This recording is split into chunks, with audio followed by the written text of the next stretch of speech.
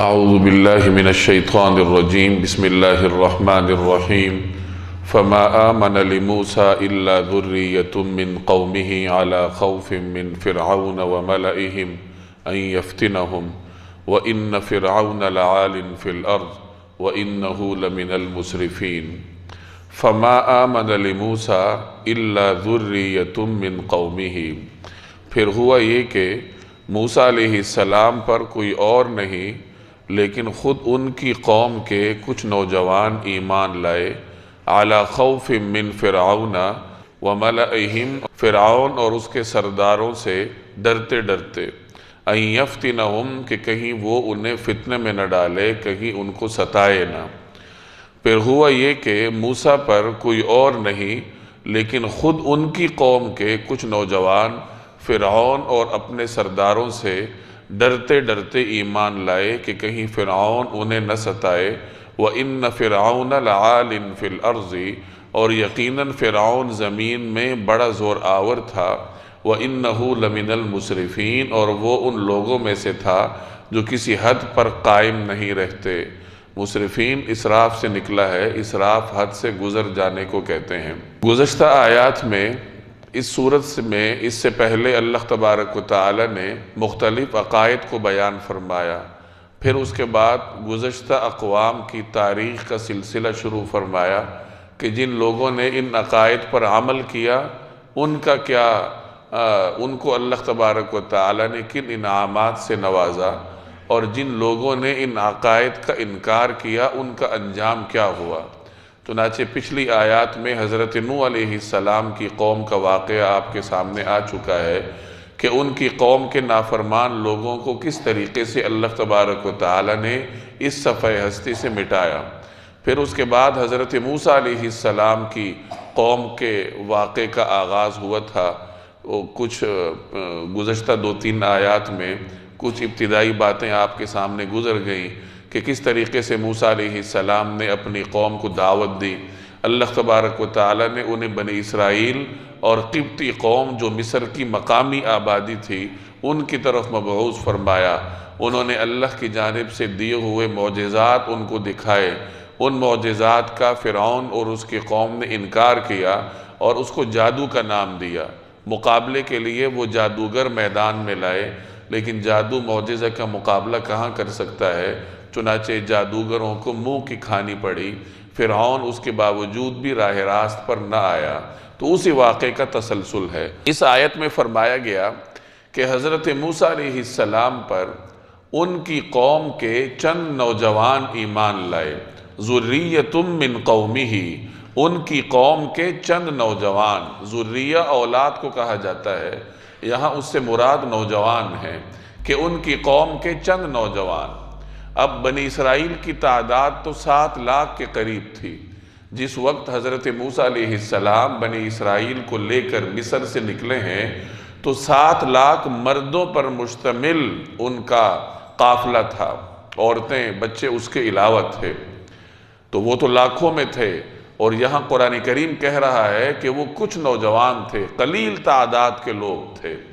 تو مفسرین فرماتے ہیں کہ ایمان تو بہت سارے لائے تھے، لیکن فرعون ایسا زوراور تھا کہ اس کے خوف سے ایمان کا اظہار کرنا بہت مشکل تھا، اور بہت کم لوگ موسیٰ علیہ السلام کی قوم میں ایسے تھے جو کہ اپنے ایمان پر ایسے ہی ڈٹے ہوئے تھے جیسے ایمان والے کو ہونا چاہیے۔ اور کچھ حضرات فرماتے ہیں کہ قوم ہی سے مراد فرعون کی قوم ہے، کہ فرعون کے قوم میں سے بہت کم تعداد یا چند نوجوان حضرت موسیٰ علیہ السلام پر ایمان لائے۔ میں نے ابھی آپ کو بتایا کہ موسیٰ علیہ السلام کو اللہ نے 2 اقوام کی طرف مبعوث فرمایا تھا۔ ایک تو ان کی اپنی قوم تھی بنی اسرائیل جو ان کی برادری تھی، ایک تو موسیٰ علیہ السلام ان کی طرف مبعوث کیے گئے تھے۔ دوسرے نمبر پر جو مصر کی مقامی آبادی تھی، مصر کی مقامی آبادی کو قبطی کہا جاتا ہے۔ یہ تو آپ کو معلوم ہے کہ بنی اسرائیل مصر کے حقیقی رہائشی نہیں تھے، ان کا علاقہ تو شام فلسطین کا تھا۔ یوسف علیہ السلام کے زمانے میں یہ مصر آئے تھے اور یہ اس زمانے سے مصر میں آباد چلے آ رہے تھے۔ تو بہرحال یہ تو باہر سے آئے تھے۔ مقامی آبادی قبطی کہلاتی تھی، فرعون اسی قوم کا تھا اور اس کی باقی قوم وہاں آباد تھی، قبطی کے نام سے معروف تھی۔ تو ایک بنی اسرائیل اور دوسرے نمبر پر مصر کی مقامی قبطی آبادی، ان دونوں کی طرف اللہ تبارک و تعالی نے سیدنا موسیٰ علیہ السلام اور سیدنا ہارون علیہ السلام کو پیغمبر بنا کر مبعوث فرمایا تھا۔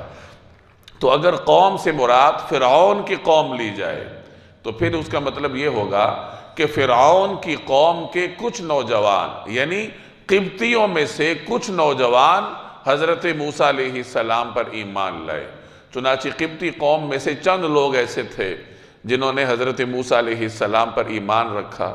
ان میں سر فہرست فرعون کی اہلیہ آسیہ تھی، جو کہ ایمان لائیں اور ایمان پر ثابت قدمی کے ساتھ ڈٹی رہیں، اس راستے کی تمام مشکلات کا سامنا کیا اور اللہ سے دعا کی، کیونکہ مشکلات بہت زیادہ تھیں۔ تو اللہ تبارک و تعالیٰ سے انہوں نے دعا کی کہ یا اللہ مجھے اٹھا لیجئے۔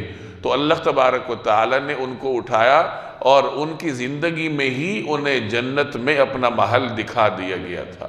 یہ اللہ تبارک و تعالیٰ نے حضرت آسیہ کو اعزاز بخشا تھا، کیونکہ انتہائی مشکل حالات میں وہ ایمان پر ثابت قدم رہی۔ اللہ کے ہاں قربانی کی قدر و قیمت ہوتی ہے۔ اب وہ تو ملکہ تھی، فرعون جیسے طاقتور اور مطلق العنان بادشاہ کی بیوی تھی اور اس کی چہیتی بیوی تھی۔ دنیا کی کون سی نعمت ایسی نہیں تھی جو ان کو حاصل نہیں تھی، لیکن جب وہ ایمان لائیں تو پھر دنیا میں کوئی ایسی سزا نہیں تھی جو انہیں بھگتنی نہ پڑی۔ فرعون نے ان کو ہر ممکن طریقے سے ستایا، ان کے ہاتھ پاؤں میں کیل گاڑے گئے، اور وہ کون سی سزا ہوگی جو انہیں برداشت نہ کرنی پڑی، لیکن دین کے راستے میں انہوں نے ہر مشکل برداشت کی۔ دنیاوی نعمتوں کو چھوڑا، محل کو چھوڑا، ہر چیز کو چھوڑا، آرام کو چھوڑا، اور اللہ تبارک و تعالیٰ کے عشق میں یہ تمام مشکلات عبور کرتی گئیں، اور اس کا نتیجہ یہ ہوا کہ اللہ نے دنیا میں ہی انہیں اپنے اخروی جو مراحل تھے وہ دکھائے۔ اور جناب رسول اللہ صلی اللہ علیہ وسلم کی زبان اطہر سے بھی حضرت آسیہ کی فضیلت منقول ہے۔ تو ایک تو حضرت آسیہ ایمان لائیں، اور دوسرے نمبر پر فرعون کی بیٹی کی ایک خادمہ تھی جو اسے کنگھی کیا کرتی تھی۔ اس کے بارے میں آتا ہے کہ وہ بھی حضرت موسیٰ علیہ السلام پر ایمان لائی تھی، اور اس کا پورا گھرانہ ایمان لا چکا تھا، اور بعد میں فرعون نے انہیں متنبع کیا، وہ ایمان سے باز نہ آئے تو فرعون نے انہیں آگ میں پھنکوا دیا۔ کہا جاتا ہے کہ کوئی تانبے کا گھوڑا تھا، اس کے اندر آگ کا الاؤ دہکا کر فرعون نے ان کو اور ان کے تمام خاندان کو ڈال دیا۔ انہوں نے خود اور اپنے بال بچوں کی قربانی تو گوارہ کی، لیکن دین حق سے پیچھے ہٹنا گوارہ نہ کیا۔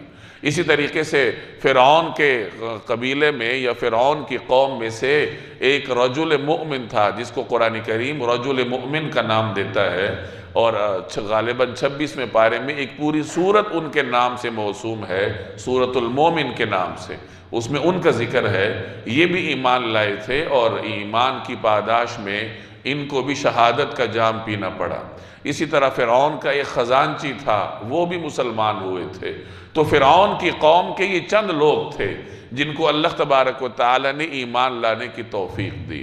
تو بہرحال قوم سے مراد چاہے فرعون کی قوم لی جائے یا موسیٰ علیہ السلام کی قوم لی جائے، بنی اسرائیل دونوں ہی کی گنجائش ہے، اور دونوں طریقوں سے مفسرین نے اس کا مفہوم بیان کیا ہے۔ تو فرمایا کہ یہ قوم میں سے کچھ لوگ ایمان لائے، اور ظاہر ہے کہ انہیں خوف بھی تھا کہ فرعون کہیں ہمیں فتنہ میں نہ ڈال دے، ہمیں سزاؤں کا شکار نہ کرے، لیکن دین حق سے پیچھے ہٹنے کے لیے یہ پھر بھی تیار نہیں تھے۔ دنیاوی اندیشے اپنی جگہ، لیکن بہرحال ایمان لائے اور ایمان ہی پر برقرار رہے۔ آگے اللہ فرماتا ہے کہ فرعون زمین میں بڑا زور آور تھا۔ ان فرعون علا فی الارض وجعل اہلہا شیعا، کہ فرعون نے زمین میں زور آوری اختیار کی اور اپنی قوم کو اس نے مختلف گروہوں میں بانٹ رکھا تھا۔ یہ ڈیوائیڈ اینڈ رول کا جو اصول ہے، یہ فرعون کا متعارف کردہ تھا کہ لوگوں کو مختلف گروہوں میں بانٹ دو، تاکہ ان کے اوپر حکومت کرنا آسان ہو۔ اگر سارے لوگ متحد ہو جائیں تو پھر حکومت کو اپنے غلط احکامات منوانے میں مشکلات کا سامنا ہوتا ہے، اور جب قوم مختلف گروہوں میں تقسیم ہو اور آپس میں ہی گتم گتھا ہو تو حکومت کو اپنی منمانی کرنے میں آسانی رہتی ہے۔ تو یہ فرعون کا طریقہ کار تھا جس کو قرآن کریم نے ذکر کیا ہے۔ تو بہرحال فرمایا کہ فرعون بڑا زوراور تھا، وَإِنَّهُ لَمِنَ الْمُسْرِفِينَ، اور وہ حد سے گزرنے والے لوگوں میں سے تھا۔ اللہ نے انسان کے لیے جو حدود مقرر کر رکھی ہیں اس نے ان حدود سے اپنے آپ کو بالاتر سمجھا تھا، اور اپنے لوگوں سے کہا کرتا تھا انا ربکم الاعلی، میں تمہارا اعلیٰ ترین رب ہوں۔ اور اندازہ لگائیے کہ اس قدر سرکش شخص کو تبلیغ کرنے کے لیے جب اللہ نے حضرت موسیٰ اور حضرت ہارون کو بھیجا تو ساتھ یہ بھی فرمایا کہ وَقُولَا لَهُ قَوْلًا لَيِّنًا، کہ فرعون کے پاس جا رہے ہو تو آپ دونوں اس کے ساتھ نرم گفتگو کیجئے۔ ایسے سرکش شخص سے مخاطب ہوتے ہوئے بھی اللہ جل جلالہ کو سخت انداز سے گفتگو کرنا گوارا نہیں تھی۔ یہ اللہ تبارک و تعالی کا یعنی اللہ جل جلالہ کے پسندیدہ لوگوں کی سنت ہے، ان کا طریقہ کار ہے کہ وہ کسی بھی شخص سے خطاب کرتے وقت اپنے لب و لہجے میں سختی نہیں آنے دیتے بلکہ دیکھو سمجھاتے ہیں۔ کہا جاتا ہے کہ یہ آیت جب ایک بزرگ نے سنی کہ قُولَا لَهُ قَوْلًا لَيِّنًا، کہ موسیٰ اور ہارون سے اللہ مخاطب ہے کہ فرعون کے ساتھ نرم لب و لہجے میں گفتگو کرنا، تو اس بزرگ نے یہ جملہ کہا کہ سبحانک ربی ما اعظمک وما احلمک، کہ اے رب آپ کی شان بہت پاک ہے، کیا آپ کا حلم ہے، کیا آپ کی عظمت ہے۔ آپ کا یہ حلم اس فرعون کے لیے ہے جو اپنے آپ کو انا ربکم الاعلی کہا کرتا تھا۔ تو جو مسلمان سجدے میں سبحان ربی الاعلی کہتا پھرتا ہے اس کے لیے آپ کے حلم کی کیا عالم ہوگا، کیا صورتحال ہوگی۔ تو فرعون جیسے سرکش سے خطاب کے وقت بھی اللہ جل جلالہ اپنے برگزیدہ پیغمبروں کو نصیحت فرما رہے ہیں کہ دیکھو نرم لب و لہجے میں گفتگو کرنا۔ تو اس میں ہمارے لیے نصیحت ہے کہ جب آدمی درست لہجے میں سخت لہجے میں دوسرے کو خطاب کرتا ہے، ایک ایسے شخص کو جو اللہ جل جلالہ کی وحدانیت کا اقرار کرتا ہے، سجدے میں سبحان ربی الاعلی کہتا ہے، تو ایسے شخص سے سخت لب و لہجے میں خطاب کرنے کی کیا گنجائش ہے۔ وقال موسیٰ یا قومی ان کنتم آمنتم باللہ فعلیہ توکلوا ان کنتم مسلمین۔ وقال موسیٰ، اور موسیٰ علیہ السلام نے کہا یا قومی، اے میری قوم، ان کنتم آمنتم باللہ، اگر تم واقعی اللہ پر ایمان لے آئے ہو، فعلیہ توکلوا، تو پھر اسی پر بھروسہ رکھو، ان کنتم مسلمین، اگر تم فرما بردار ہو۔ یعنی جب تم دائرہ ایمان میں داخل ہو گئے ہو تو اب اللہ پر توکل کرنا پڑے گا۔ اب اس راستے میں مشکلات بھی آئیں گی۔ یاد رکھیے عشق ہمیشہ امتحان لیا کرتا ہے۔ دنیا میں اگر کوئی آدمی کسی انسان کے عشق میں مبتلا ہو جائے تو اسے کتنے امتحانات سے گزرنا پڑتا ہے، بھوک برداشت کرنی پڑتی ہے، پیاس برداشت کرنی پڑتی ہے۔ عشق جب اس کا جادو سر پہ چڑھ کر زور سے بولتا ہے تو آدمی کو نہ کھانے کا ہوش ہوتا ہے، نہ پینے کا ہوش ہوتا ہے، گھر والوں کی مشکلات برداشت کرتا ہے، نہ جانے کن کن مراحل سے اس کو گزرنا پڑتا ہے۔ تو دنیا میں جب عشق مجازی انسان کو ایسے مراحل سے گزارتا ہے تو جس شخص کو عشق حقیقی کا دعویٰ ہو، اللہ سے عشق کا دعویٰ ہو، اسے کن مراحل سے گزرنا پڑے گا۔ یہی وجہ ہے کہ فرمایا گیا کہ سب سے سخت آزمائش اسی کی ہوتی ہے کہ جس کا ایمان کامل ہو۔ جیسے حدیث کا مفہوم ہے کہ سب سے مشکل آزمائش انبیاء کی ہوتی ہے، اور اس کے بعد جو شخص ان کے راستے پر چلتا ہے تو اس کو انہی کی طرح مشکل حالات کا سامنا کرنا پڑتا ہے۔ تو جس شخص میں جس قدر ایمان کامل ہو تو اللہ جل جلالہ کے ہاں سے اس پر اسی قدر سخت آزمائشیں بھی آتی ہیں۔ تو عشق حقیقی انسان کو بڑے بڑے مراحل سے گزارتا ہے۔ بڑے بڑے امتحانات سے گزرنا پڑتا ہے۔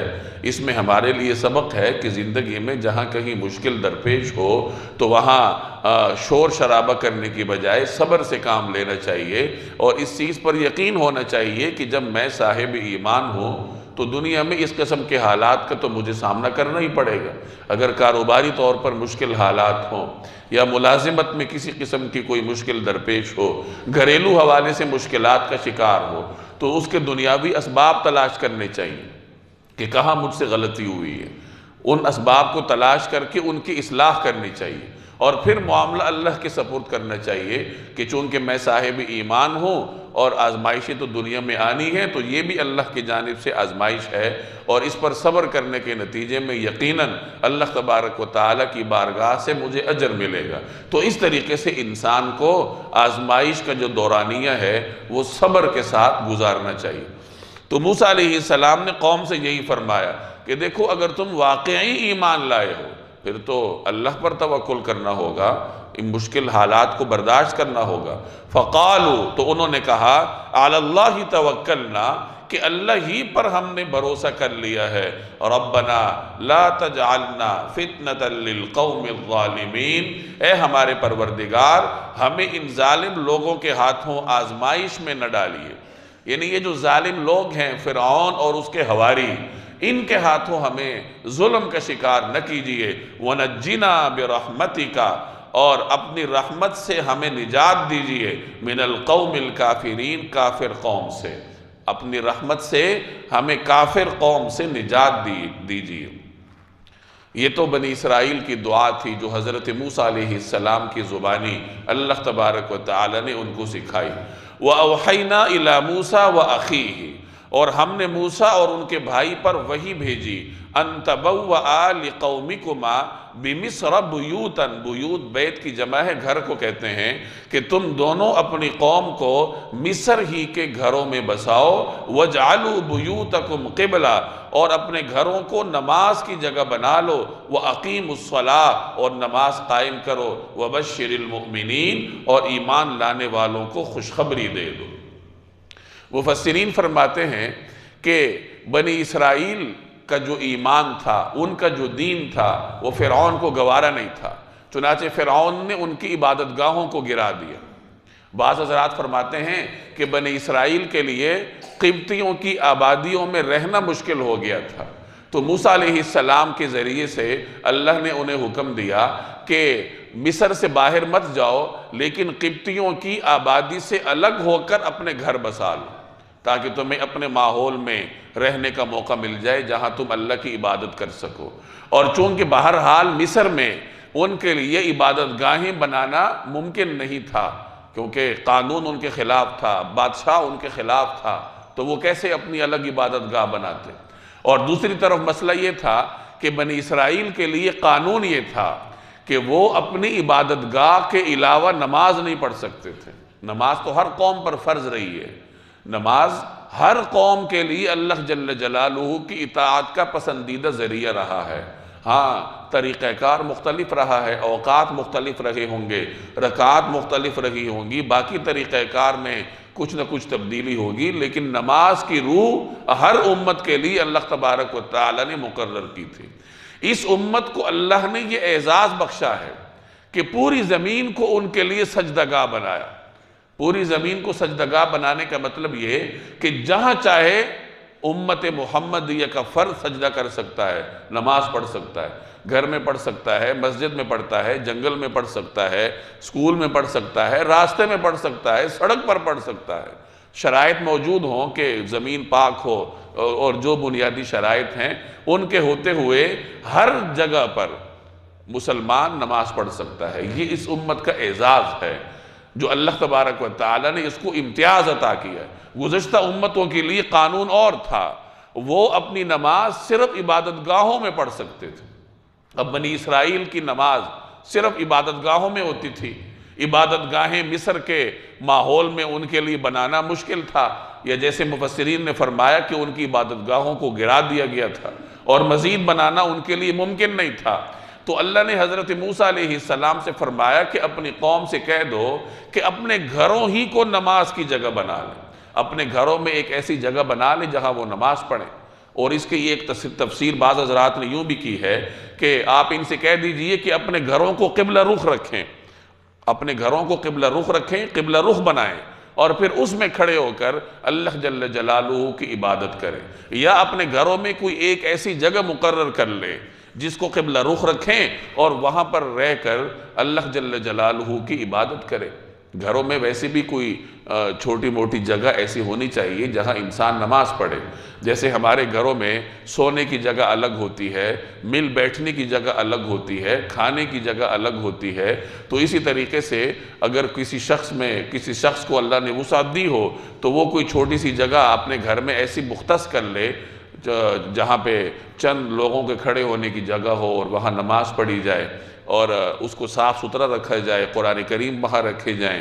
تو اس سے یہ ہے کہ گھر کے جو بچے ہیں وہ بھی نماز کے عادی ہو جائیں گے، قرآن کریم کو ہر وقت اپنے سامنے دیکھیں گے اور اس کے لیے جگہ بھی مخصوص پائیں گے، تو ان کے لیے قرآن کی تعلیم حاصل کرنا بھی آسان ہوگا۔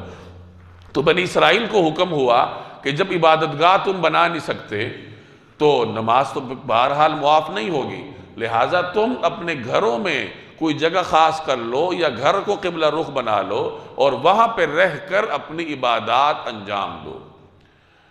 قبلہ رخ بنانے کا مطلب مفسرین نے یہ بیان فرمایا کہ ان کا قبلہ بیت اللہ ہی تھا، خانہ کعبہ تھا مکہ مکرمہ میں، اور وہ اسی بیت اللہ کی طرف رخ کر کے نماز پڑھتے تھے۔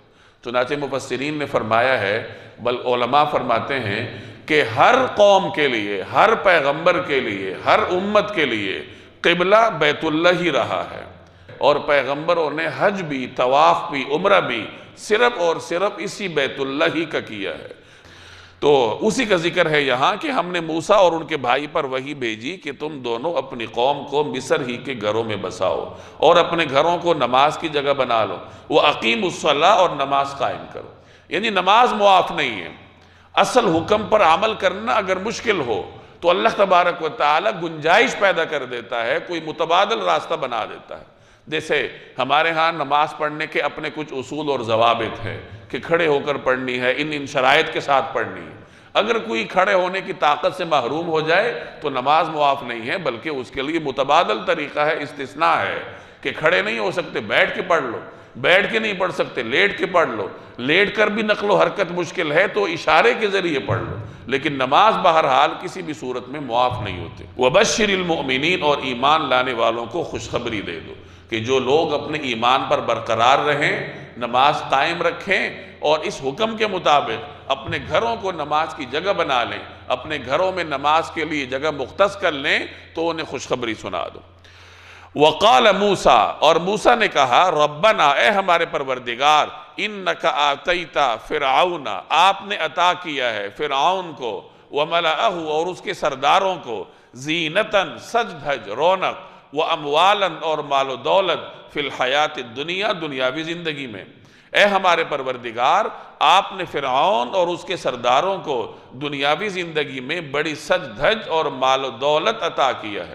ربنا، اے ہمارے پروردگار، لِيُضِلُّوا عَن سَبِيلِكَ، اس کا نتیجہ یہ ہو رہا ہے کہ وہ لوگوں کو آپ کے راستے سے بھٹکا رہے ہیں، گمراہ کر رہے ہیں۔ ربنا اطمس علی اموالہم، اے ہمارے پروردگار، ان کے مال و دولت کو تہس نہس کر دیجئے۔ واشدد علی قلوبہم، اور ان کے دلوں کو اتنا سخت کر دیجئے، فلا یؤمنوا حتی یروا العذاب العلیم، کہ وہ اس وقت تک ایمان نہ لائیں جب تک دردناک عذاب آنکھوں سے نہ دیکھ لیں۔ فرعون کو اللہ نے بڑی دولت عطا کی تھی، مصر سے لے کر حبشہ تک جواہرات، سونے اور مختلف قسم کے ہیروں کی کانیں تھیں، پہاڑ تھے، اور ان تمام جواہرات کا وہ تنہا مالک تھا، مطلق العنان حکمران تھا۔ تو فرعون اور اس کے حواریوں کو، سرداروں کو اللہ نے بے پناہ دولت سے نوازا تھا، اور اس دولت اور آمدن کا نتیجہ کیا تھا کہ وہ اس کو اللہ کی بغاوت میں صرف کر رہا تھا۔ قارون کا خزانہ بھی آپ اس سے واقف ہیں کہ اس کے خزانے کی کنجیاں سواریوں پر باقاعدہ لا دی جاتی تھی۔ کسی شخص میں اتنی طاقت ہی نہیں تھی کہ وہ قارون کے خزانے کی جو گودام تھے ان کی کنجیاں اٹھا سکے، سواریوں پر لاد کر لے کے جایا جاتا تھا۔ یہ تمام حضرت موسیٰ علیہ السلام کے دین کے اور اللہ جل جلالہ کے دشمن تھے۔ تو اللہ نے انہیں اتنی دولت سے نوازا تھا اور اس دولت کو وہ دین کے خلاف خرچ کر رہے تھے۔ تو موسیٰ علیہ السلام نے ان کے لیے بد دعا کی کہ یا اللہ آپ نے ان کو دولت سے نوازا ہے اور اس دولت کا نتیجہ یہ ہے کہ یہ آپ کے دین کے راستے میں روڑے اٹکا رہے ہیں، یا اللہ ان کے مال کو تہس نہ۔ چنانچہ حضرت نوح علیہ السلام نے بھی اپنی قوم کے لیے بد دعا فرمائی تھی کہ لا تذر علی الارض من الکافرین دیارا، کہ یا اللہ اس روئے زمین پر کسی کافر کے گھر کو باقی نہ رکھیے، کسی کافر کو زندہ نہ چھوڑیے، کیونکہ جب یہ زندہ رہیں گے تو آپ کے لوگوں کو گمراہ کریں گے، آپ کے بندوں کو گمراہ کریں گے اور ان کی اولاد بھی ان کے نقش قدم پر چلے گی۔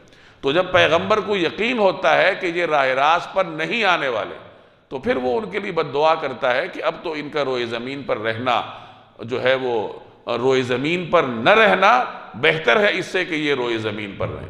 جیسے اگر کسی آدمی کا عضو بیکار ہو جائے اور اس کی وجہ سے دیگر جسم میں بھی زہر سرایت ہونے کا امکان ہو تو ڈاکٹر وہ عضو کاٹ دیتا ہے کہ اب اس عضو کا کٹ جانا اس کے باقی رہنے سے بہتر ہے۔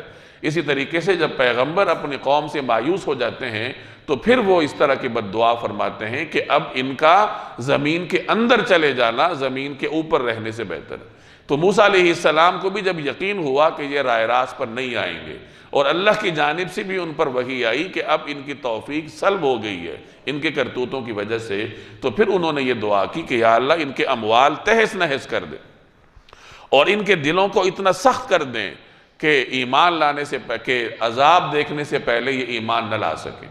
فرعون کی قوم کی ایک عادت تھی کہ وہ جب کوئی معجزہ دیکھتے تھے یا ان کے اوپر کوئی آزمائش آتی تھی، کوئی سخت آزمائش آتی تھی تو وہ ایمان لے آتے تھے۔ موسیٰ علیہ السلام سے کہتے تھے کہ ہمارے لیے دعا کر دیجئے، ہم اس آزمائش سے نکل آئیں تو ہم ایمان لے آئیں گے، اور جیسے ہی اس آزمائش سے نکلتے تھے تو پھر کفر کے راستے پہ چل پڑتے تھے۔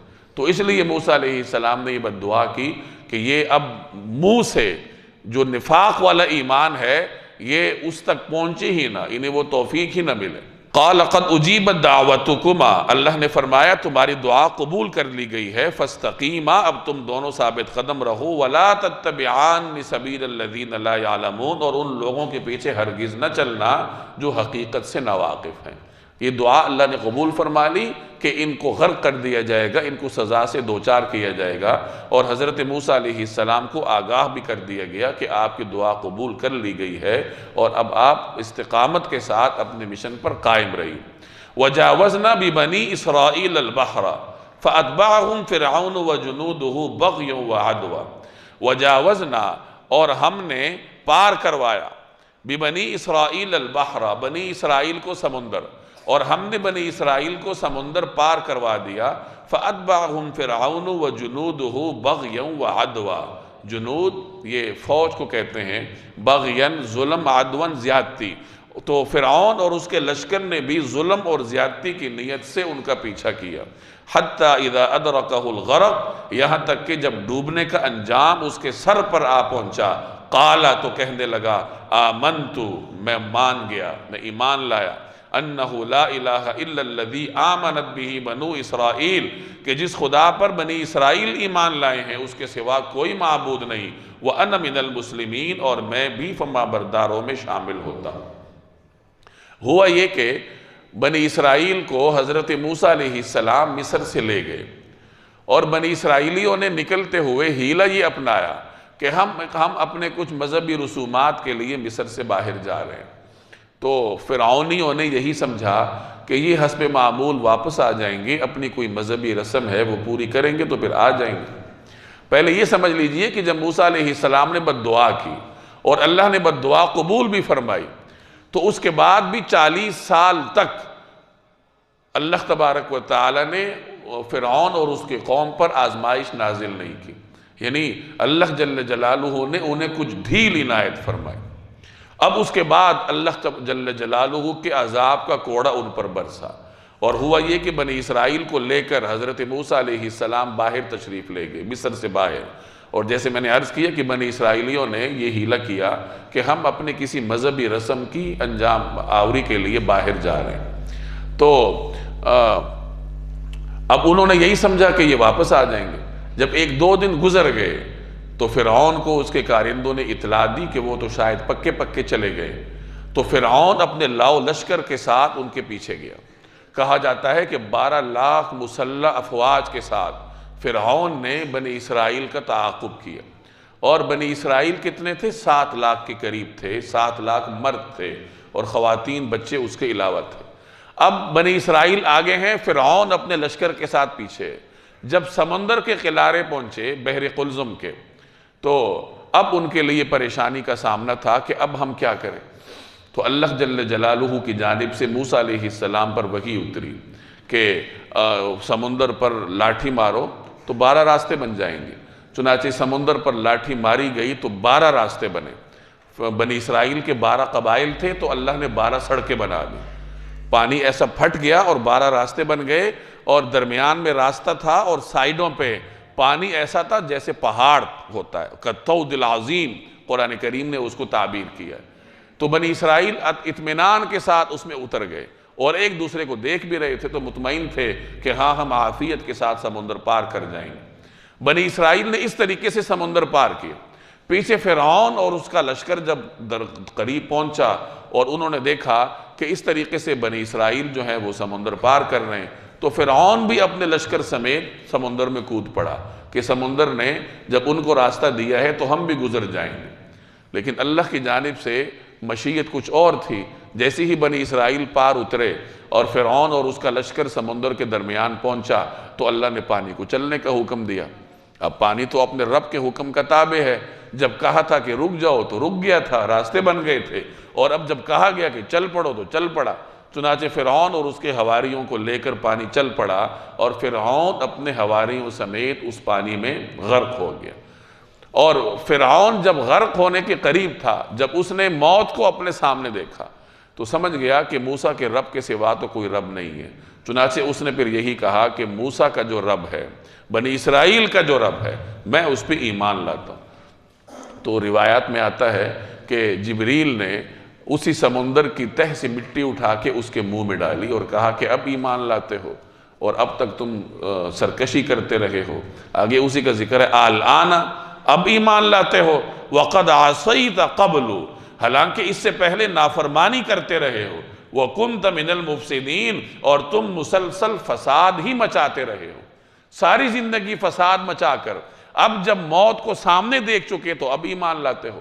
اور ظاہر ہے کہ ایسی حالت میں ایمان معتبر نہیں ہے، جیسے پہلے بھی آپ پڑھ چکے ہیں کہ جب حالت غرغرہ انسان پر طاری ہوتی ہے تو توبہ کا دروازہ بند ہو جاتا ہے۔ ان اللہ یقبل توبۃ العبد ما لم یغرغر، کہ جب تک بندہ حالت غرغرہ میں نہ جائے اللہ بندے کی توبہ قبول کرتا ہے۔ اور حالت غرغرہ سے مراد آخری ایسا وقت جبکہ انسان موت کے فرشتے کو دیکھتا ہے، موت کے مناظر کو دیکھتا ہے، غیب کی چیزیں اس کے سامنے عیاں ہو جاتی ہیں، تو اس وقت توبہ کا دروازہ بند ہو جاتا ہے۔ ایمان تو غیب والا معتبر ہے، جب چیزیں سامنے آ جاتی ہیں پھر تو ایمان کا اعتبار نہیں ہے۔ تو فرعون کے اوپر بھی عذاب آ چکا تھا، وہ موت کو اپنے سامنے دیکھ چکا تھا، چنانچہ اس حالت میں چونکہ توبہ قبول ہی نہیں ہوتی تو اس کی ایمان کو اللہ تبارک و تعالی نے قبول نہیں فرمایا۔ فَالْيَوْمَ، لہٰذا آج، نُنَجِّيكَ بِبَدَنِكَ، ہم تیرے جسم کو، بدن کو بچائیں گے، لِتَكُونَ لِمَنْ خَلْفَكَ آیا، تاکہ تم اپنے بعد کے لوگوں کے لیے عبرت کا نشان بن جاؤ۔ وَإِنَّ كَثِيرًا مِّنَ النَّاسِ عَنْ آيَاتِنَا لَغَافِلُونَ، بہت سے لوگ ہماری نشانیوں سے غافل بنے ہوئے ہیں۔ اللہ فرما رہے کہ ہم آج تیرے بدن کو بچائیں گے، تیرے جسم کو بچائیں گے تاکہ تم لوگوں کے لیے عبرت کا نشان بن جاؤ۔ مفسرین فرماتے ہیں کہ فرعون اتنا جابر تھا کہ بنی اسرائیل کے لوگوں کو اس کی موت کا یقین ہی نہیں آ رہا تھا کہ فرعون بھی مر سکتا ہے۔ تو اللہ جل جلالہ نے فرعون کی لاش کو ظاہر کیا، اور روایات میں آتا ہے کہ وہ سمندر کے اوپر تیرنے لگی، پانی کے اوپر تیرنے لگی، اور بعض حضرات فرماتے ہیں کہ پانی نے اس کو پھینکا ایک ٹیلے کے اوپر، جسے جبل فرعون کہا جاتا ہے، اس کے اوپر اس کی لاش کو پانی نے پھینک دیا۔ تو بہرحال پانی کے اوپر آئی ہو یا ٹیلے پر پھینک دی گئی ہو، لوگوں کے لیے اللہ تبارک و تعالی نے اس کی لاش ظاہر کر دی، اور سب لوگوں نے دیکھ لیا کہ فرعون اپنے انجام کو پہنچا اور کس طریقے سے اللہ تبارک و تعالی نے اس کو غرق کیا۔ قرآن کریم کی آیت ہمیں اتنا ہی بتاتی ہے۔ آگے جو معروف ہے کہ فرعون کی لاش محفوظ ہے، قرآن کریم میں اس کی وضاحت نہیں ہے اور نہ ہی کسی حدیث میں اس کی وضاحت ہے۔ ممکن ہے کہ اللہ تبارک و تعالی نے قیامت تک کے لوگوں کو قیامت تک کے لوگوں کے لیے بطور عبرت کے اس کو محفوظ رکھا ہو۔ اس زمانے میں یہ مصر کے لوگوں کی عادت تھی کہ وہ اپنے فرعونوں کی لاش کو مصالوں کے ذریعے، دوائیوں کے ذریعے محفوظ کر لیتے تھے۔ فرعون یہ کسی فرد کا نام نہیں ہے، یہ عہدے کا نام ہے، چیئر کا نام ہے۔ تو یہ فرعونہ کی ایک چین تھی، ایک تسلسل تھا، اور مختلف فرعونہ کی لاشیں موجود ہیں جو کہ اس زمانے کے اس کام کے ماہر لوگوں نے حنوط کی تھی، ان کو مسالے لگا کے محفوظ کیا تھا۔ تو ممکن ہے کہ موسیٰ علیہ السلام کے مقابلے میں آنے والے اور غرق ہونے والے اس فرعون کی لاش کو بھی محفوظ کر لیا گیا ہو، جیسے کہ آج کل اس کے نام سے ایک لاش محفوظ ہے۔ تو قرآن کریم یا کسی حدیث میں نہ تو اس واقعے کا ذکر ہے کہ یہ لاش آگے بھی محفوظ رہے گی اور نہ اس کا انکار ہے، بلکہ اس آیت سے گویا کہ اس کی تائید بھی ہوتی ہے کہ ممکن ہے کہ اللہ تبارک و تعالی نے قیامت تک کے لوگوں کے لیے اس کو عبرت بنایا ہو، جیسے یہاں فرمایا کہ بعد کے لوگوں کے لیے تم عبرت کا نشان بن جاؤ گے۔ بدن کا معنی جسم ہوتا ہے کہ ہم تمہارے جسم کو بچائیں گے، اور بدن کا ایک معنی بعض حضرات نے زرہ کا بھی کیا ہے۔ کہا جاتا ہے کہ فرعون اپنے جسم پر سونے کی زرہ پہنتا تھا، تو اللہ تبارک و تعالی نے اس زرہ کو محفوظ کیا، یعنی لوگوں نے دیکھ لیا کہ اس سونے کی زرہ نے اس کو کوئی فائدہ نہیں پہنچایا، اور فرعون جو کہ سونے کی زرہ پہنتا تھا وہ بھی اللہ جل جلالہ کے عذاب سے دوچار ہوا۔ وَلَقَدْ بَوَّأْنَا بَنِي إِسْرَائِيلَ مُبَوَّأَ صِدْقٍ، اور ہم نے بنی اسرائیل کو ایسی جگہ بسایا جو صحیح معنی میں بسنے کے لائق جگہ تھی۔ وَرَزَقْنَاهُم مِّنَ الطَّيِّبَاتِ، اور ان کو پاکیزہ چیزوں کا رزق بخشا۔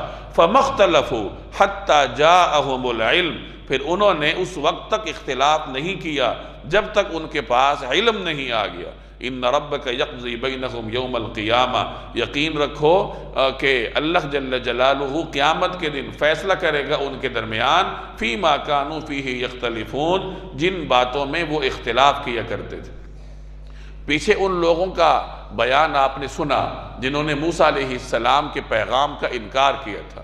اب جن بنی اسرائیل نے ان کے پیغام کو مانا تھا ان کا یہاں ذکر ہے کہ جنہوں نے انکار کیا باوجود سلطنت کے مالک ہونے کے، اللہ نے انہیں تہس نہس کر کے رکھا، اور جنہوں نے اقرار کیا، مشکلات برداشت کی، تو ایک طویل زمانہ غلامی سے گزرنے کے بعد اللہ نے انہیں نجات دی، انہیں بہترین جگہ بسایا۔